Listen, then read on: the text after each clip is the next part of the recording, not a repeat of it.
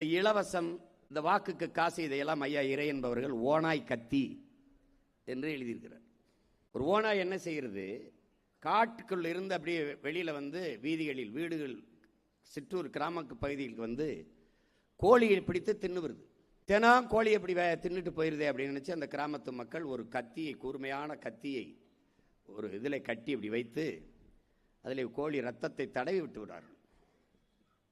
இந்த ரத்த வாடைக்கு அந்த ஓனாய் வந்து இந்த கத்தியை அப்படி நக்குது. அப்படி நக்கும் போது நாக்கு அறுபட்டு ரத்தம் கொட்டுது.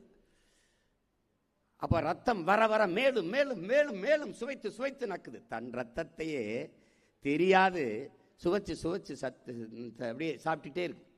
கடைசியா மொத்த ரத்தம் சிந்தி செத்து போகுது. அப்படிதான் என் மக்கள் இந்த ஓனாய் கத்தி மாதிரி இந்த இலவசத்துக்கு ஆசைப்பட்டு, அது உங்க ரத்தம் தான், அது உங்க காசு தான்.